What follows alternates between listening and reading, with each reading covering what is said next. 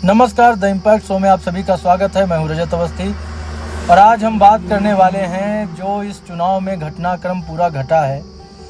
कई अफवाहें आई, कई तरह के सवाल भी उठाए गए। हाँ, सबसे बड़ी बात यह है कि इस बार ईवीएम जो था वो ठीक ठाक, मतलब उस पर कोई आरोप नहीं लगा, क्योंकि विपक्ष की कुछ सीटें आ गई तो उन्होंने इस बार ईवीएम को जो है सवालों को घेरे में लाना शायद ज़रूरी नहीं समझा, या यस कहें कि ईवीएम के ऊपर से उनका ध्यान इस बार हटा रहा। तो चुनाव निकल गया है और रिजल्ट भी आ गया है, और रिजल्ट में जो एनडीए है वो अब सरकार बनाने जा रहा है। बीजेपी की सीटें कुछ कम हो गई इस बार, यूपी से कुछ कम हुई, कुछ पश्चिम बंगाल से कम हुई और कुछ सीटें महाराष्ट्र से भी कम हो गई, कुछ राजस्थान में कम हुई, जिसका थोड़ा सा ये परिणाम आया कि बीजेपी को पूर्ण बहुमत नहीं मिला। एनडीए के साथ हालांकि मिलकर के वो सरकार बनाने जा रहे हैं, एनडीए के साथ उनका बहुमत से अधिक उनका जो है सीटें आई हैं। प्रधानमंत्री नरेंद्र मोदी तीसरी बार प्रधानमंत्री बनने जा रहे हैं, सबसे बड़ी बात ये है। और प्रक्रिया शुरू हो गई है। 9 जून को शाम को 6 बजे वो देश के तीसरे प्रधानमंत्री के रूप में शपथ ले सकते हैं। सबसे बड़ी बात यह है, सबसे बड़ा इतिहास जो इस बार बनने जा रहा है वो ये है कि 60 सालों में प्रधानमंत्री नरेंद्र मोदी दूसरे ऐसे प्रधानमंत्री होंगे जो लगातार तीसरी बार प्रधानमंत्री पद की शपथ लेंगे और देश के प्रधानमंत्री के तौर पर उनका कार्यकाल शुरू होगा। तो ये सारी चीज़ें चल रही हैं। अब हम आपको बताते हैं कि कई तरह की अफवाहें आने लगी कि भाई जेडीयू के जो नीतीश कुमार हैं वो अपनी कुछ शर्तें रख रहे हैं समर्थन के बदले में, और जो चंद्रबाबू नायडू हैं वो भी कुछ शर्तें रख रहे हैं। ऐसा हमें जितना जानकारी मिली है ऐसा कुछ नहीं है। प्रधानमंत्री नरेंद्र मोदी के सामने कोई शर्त नहीं है। किसे कौन सा मंत्रालय देना है इसके लिए प्रधानमंत्री का अधिकार होता है, वो उसके लिए स्वतंत्र हैं। और ये चीज़ उन्होंने आज जब सदन में जब उन्हें संसद दल का नेता चुना गया तो उन्होंने ये चीज़ें स्पष्ट की। उन्होंने अपने भाषण में सारी बातें कही हैं। तो उस पूरी जो है खबर का विश्लेषण भी आपको करके बताएंगे कि प्रधानमंत्री नरेंद्र मोदी ने क्या कहा। और उन्होंने साफ कर दिया कि कोई भी इस तरह की अफवाह में ना रहे और तीसरे कार्यकाल में भी हम भ्रष्टाचार पर मजबूत प्रहार करेंगे, हमारा विकास का कार्य भी जारी रहेगा और सारी चीज़ें अपने हिसाब से चलेंगी। उनके पक्ष में नीतीश कुमार ने भी कहा कि हम अब कहीं जाने वाले नहीं हैं, हम आपके साथ रहेंगे और हम देश को मजबूत बनाने में आगे बढ़ेंगे, बिहार को भी सशक्त बनाएंगे। वहीं चंद्रबाबू नायडू ने भी कहा कि देश इस वक्त सुरक्षित हाथों में है, इतना अच्छा नेतृत्व तो दूसरा कोई नेता नहीं कर सकता। ये बड़ी बातें हैं जो उनके गठबंधन के नेताओं ने कही हैं। वहीं चिराग पासवान ने कहा कि मेरा यही उद्देश्य था कि मेरा प्रधानमंत्री तीसरी बार प्रधानमंत्री बने, हम सब इसी में लगे हुए थे। पवन कल्याण ने भी कहा कि हम सब समर्थन के साथ लगे हैं और ये 5 साल की सफलतापूर्वक बढ़िया तरीके से चलने वाली सरकार होने वाली है। तो अब हम आपको आज की इस खबर का कुछ, इस पूरे घटनाक्रम का कुछ विशेष चीज़ें बताने वाले हैं, या ये कहीं विस्तार से आपको बताने वाले हैं कि क्या क्या हुआ। तो राष्ट्रपति ने मोदी को नई सरकार बनाने का न्योता दे दिया है। 9 जून को शपथ ग्रहण का समारोह होना है। पीएम ने कहा 18वीं लोकसभा कुछ कर गुजरने वाली रहेगी। तो नरेंद्र मोदी को शुक्रवार को नेशनल डेमोक्रेटिक अलायंस यानी एनडीए की संसदीय दल का लगातार तीसरी बार नेता चुना गया। पुराने संविधान सदन के सेंट्रल हॉल में सुबह 11 बजे शुरू हुई मीटिंग में एनडीए के 13 दलों ने नेता शामिल हुए। बैठक में एनडीए के सभी 293 सांसद, राज्यसभा सांसद और सभी राज्यों के मुख्यमंत्री और डिप्टी सीएम मौजूद थे। इसके बाद एनडीए ने दोपहर 3 बजे सरकार बनाने का दावा पेश किया। गठबंधन के नेताओं ने राष्ट्रपति द्रौपदी मुर्मू को समर्थन का पत्र सौंपा। बैठक के बाद मोदी भाजपा के वरिष्ठ नेता लालकृष्ण आडवाणी, मुरली मनोहर जोशी और पूर्व राष्ट्रपति रामनाथ कोविंद से उनके घर जाकर मिले। इसके बाद पीएम शाम को 6 बजे राष्ट्रपति द्रौपदी मुर्मू से मिलने भी पहुंचे। राष्ट्रपति ने उन्हें सरकार बनाने का न्योता दिया।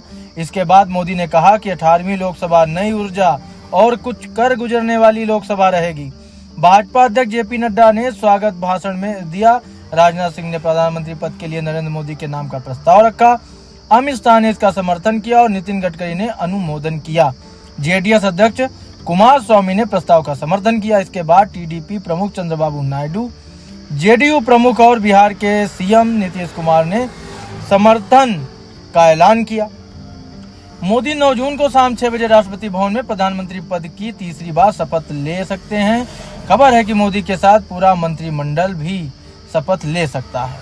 अब आप सोचिए कि इतनी बड़ी घटनाएं हुई हैं और लोग कहाँ, विपक्ष जो है 100 तक नहीं पहुंचा। विपक्ष जो था, जो इंडिया गठबंधन अपने आप को कहता था, जिसे हम इंडी गठबंधन कहते हैं, उसने जो है 234 सीटें पाई, सब मिला करके, सारी मिला करके 234 सीटें।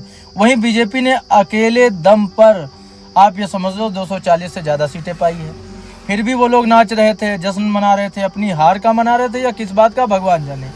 हाँ, कुछ चीजें ऐसी रही हैं, जैसे यूपी में सीटें क्यों कम हुई, इस पर बीजेपी को मंथन करना चाहिए, अंदर से कोई गड़बड़ हुई है।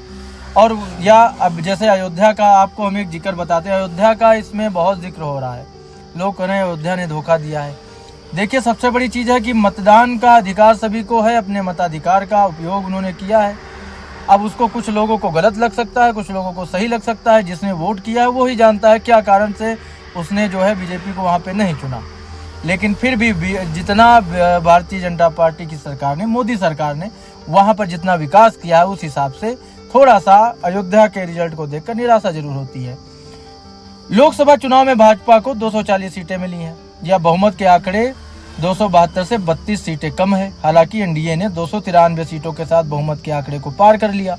एनडीए में भाजपा के अलावा 14 सहयोगी दलों के 53 सांसद हैं। गठबंधन में चंद्रबाबू की टीडीपी 16 सीटों के साथ दूसरी और नीतीश की जेडीयू 12 सीटों के साथ तीसरी सबसे बड़ी पार्टी है। दोनों ही पार्टियां इस वक्त भाजपा के लिए जरूरी हैं। इनके बिना भाजपा का इस समय सरकार बनाना थोड़ा सा मुश्किल है, ये नजरअंदाज नहीं किया जा सकता। अब आपको बताते हैं नीतीश कुमार ने क्या क्या वहां पे भाषण में कहा, क्या बड़ी बातें रही। तो नीतीश ने कहा कि मैं हमेशा मोदी के साथ रहूंगा। भाषण के बाद पीएम के पैर छूने के लिए भी झुके तो पीएम ने उनका हाथ पकड़ लिया। दिल्ली में शुक्रवार को जो भी ये घटना हुई है उसकी हम आपको ये जानकारी दे रहे हैं। पीएम नरेंद्र मोदी को संसदीय दल का नेता चुना गया। जब बैठक 2 घंटे से ज्यादा चली। गठबंधन के 13 नेताओं ने भाषण दिए, लेकिन सबसे ज्यादा चर्चा नीतीश के भाषण और उनके एक वायरल वीडियो की हो रही है। वहीं चिराग पासवान जब भाषण देकर मोदी के पास पहुंचे तो पीएम ने उन्हें गले से लगा लिया। अब हम आपको एक चीज और बता देते हैं, थोड़ा सा खबर से रुक के, कि जितना हम लोगों ने ऑब्जर्व किया है, 2 ऐसे नेता हैं जिन्होंने मतलब एकदम पूर्ण समर्पण भाव से मोदी को, अपना व्यक्तिगत मोदी को समर्थन दिया है। एक पवन कल्याण की जो पार्टी है और दूसरी जो चिराग पासवान की पार्टी। चिराग पासवान और पवन कल्याण ने दोनों ही निस्वार्थ भाव से प्रधानमंत्री मोदी को समर्थन दिया है। ये चीज वहां दिखाई दी और प्रधानमंत्री नरेंद्र मोदी ने चिराग पासवान को गले लगाया और बोला, पवन कल्याण के बारे में उन्होंने कहा कि ये पवन नहीं, ये आंधी है, क्योंकि उनका एक अहम रोल भी था उनके प्रदेश में। उन्होंने ही चंद्रबाबू नायडू को एनडीए में शामिल करने में उनकी बड़ी भूमिका रही है। तो ये इस वजह से उनको थोड़ा सा, और वो सभी को सम्मानित किया गया, सभी को मुख्य जगह पर बिठाया है सरकार में, प्रधानमंत्री मोदी के बगल में। दरअसल नीतीश भाषण दे, अब आपको आगे की बताते हैं कि दरअसल नीतीश भाषण देने के बाद मंच की तरफ आए तो उन्होंने पीएम मोदी के पैर छूने की कोशिश की। जैसे ही नीतीश कुमार पैर छूने को बढ़े तो मोदी ने उन्हें उनके दोनों हाथ पकड़ लिए। इस दौरान दोनों के बीच बातचीत भी हुई। नीतीश ने सिर झुकाकर अभिवादन किया। यह वीडियो सोशल मीडिया पर भी काफी वायरल हो रहा है। नीतीश ने कहा, हम लोग पूरे तौर पर सब दिन आपके साथ रहने वाले हैं। अब कुछ मुख्य पॉइंट आपको बता देते हैं नीतीश कुमार ने क्या क्या कहा है। नीतीश कुमार ने कहा, हमारी पार्टी जेडीयू भाजपा संसदीय दल के नेता नरेंद्र मोदी को भारत के प्रधानमंत्री पद के लिए समर्थन देती है। यह बहुत खुशी की बात है कि 10 साल से ये पीएम है और फिर पीएम होने जा रहे हैं। इन्होंने पूरे देश की सेवा की है और अब हमें उम्मीद है कि अगली बार सब पूरा कर देंगे। हम लोग पूरे तौर पर सब दिन इनके साथ रहेंगे। हमें लगता है कि इधर उधर जो थोड़ा जीत गया है ना, अगली बार जब आइएगा ना, वो सब हार जाएगा। उन लोगों ने कोई काम नहीं किया है। आप यानी कि मोदी जी को उन्होंने कहा कि देश को आगे बढ़ाएंगे। खुशी की बात है, जल्दी से आपका शपथ ग्रहण हो जाए। हम तो आज ही चाहते थे, लेकिन पूरे देश को इससे फायदा होगा। इधर उधर कोई करना चाहता है, उसे कोई लाभ नहीं है। आपके नेतृत्व में सभी लोग चलेंगे। इससे पहले दिल्ली में नीतीश ने जेडीयू के संसदीय दल की बैठक बुलाई है। इसमें सभी निर्वाचित सांसद शामिल हुए हैं। बैठक करीब 1 घंटे चली है। अब चिराग पासवान ने क्या कहा आपको बताते। चिराग पासवान ने कहा, पीएम नरेंद्र मोदी को बधाई देता हूं कि आपकी वजह से एनडीए की प्रचंड जीत हुई। आप ही की इच्छा शक्ति की वजह से ये जीत हुई है। ये कोई सामान्य बात थोड़े ही है। क्षेत्र में आपके नाम पर जो उत्साह दिखता है वो गर्व की बात है।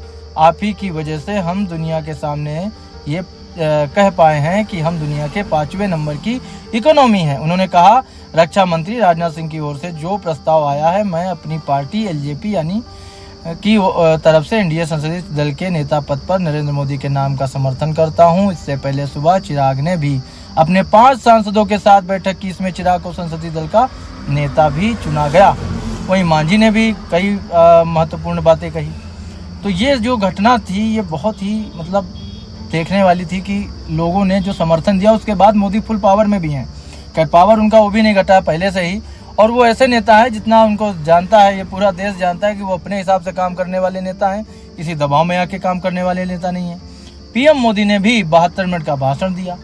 19 बार एनडीए जो है उन्होंने कहा कुछ लोगों का काम चुनाव प्रक्रिया पर सवाल उठाना। ईवीएम ने सबको जवाब इस बार दे दिया है। तो अब आपको बताते हैं कि पीएम मोदी ने क्या प्रमुख बातें कही हैं। प्रधानमंत्री नरेंद्र मोदी शुक्रवार 7 जून को नेशनल डेमोक्रेटिक अलायंस यानी एनडीए के संसदीय दल के नेता चुन लिए गए हैं। पुरानी संसद में ये सब पूरा कार्यक्रम सुबह 11 बजे से शुरू हुआ था।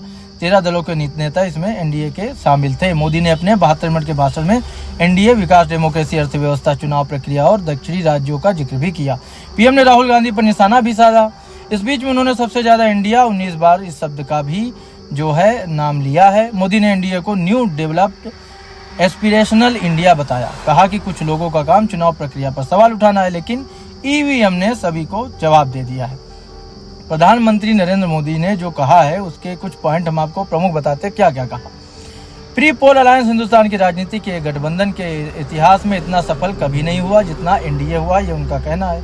यह समय तेज विकास का है। अब हम बिना समय गवाए 5 नंबर से 3 नंबर की इकोनॉमी पर पहुंचे। देश के लिए जो जरूरतें हैं उस पर काम करना चाहते हैं। संविधान ने जो प्रावधान रखा है उसके मुताबिक राज्यों के बीच भी कॉम्पिटिटिविटी स्पिरिट हो गई है।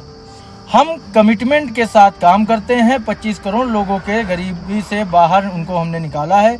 उसके नए एक्सपेरेशन पैदा हुए हैं। 3 करोड़ गरीबों को घर का संकल्प 4 करोड़ को ऑलरेडी दे चुके हैं। 70 वर्ष से ऊपर की आयु के नागरिकों को मुफ्त इलाज की व्यवस्था। मुद्रा योजना के तहत युवाओं को 20 लाख तक का लोन भी हम दे रहे हैं। दक्षिण भारत में एनडीए ने नई राजनीति की शुरुआत की है। कर्नाटक और तेलंगाना में अभी सरकारें बनी थी, लेकिन लोगों का विश्वास भंग हुआ और उन्होंने एनडीए को समर्थन दिया। इन लोगों का जो व्यवहार रहा है 4 तारीख के बाद, मैं आशा करता हूं कि उनमें संस्कार आएंगे।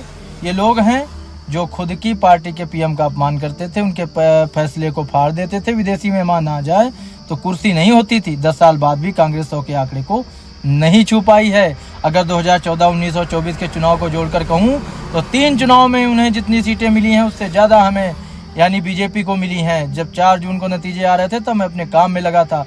मुझे लोगों के फ़ोन आए, मैंने आंकड़े तो ठीक है, लेकिन ईवीएम जिंदा है या नहीं है। मतलब जब लोगों के फ़ोन आए पीएम को, उन्होंने पूछा कि आंकड़े तो छोड़ो, ईवीएम जिंदा है कि नहीं है। तो ये उनका सवाल था, ऐसा उन्होंने बोला। और यही सारी बातें थी जो पूरा घटनाक्रम घटा है। 9 तारीख को जो है शाम 6 बजे प्रधानमंत्री नरेंद्र मोदी तीसरे टर्म के लिए, अपने तीसरे कार्यकाल के लिए जो है शपथ ले सकते हैं प्रधानमंत्री के पद के लिए। अब देखने वाला होगा कि यह सरकार कितने जोश के साथ, कितने बढ़िया तरीके से काम करती है। तो जैसा भी जो भी होगा आपको हर अपडेट मिलती रहेगी। तो आज का विश्लेषण यही तक, और देखते रहिए, हमारे साथ जुड़े रहिए। हर छोटी बड़ी खबर सबसे पहले आपको हम देते हैं। तो देखते रहिए इम्पैक्ट भारत टीवी। आप देख रहे हैं इम्पैक्ट भारत टीवी।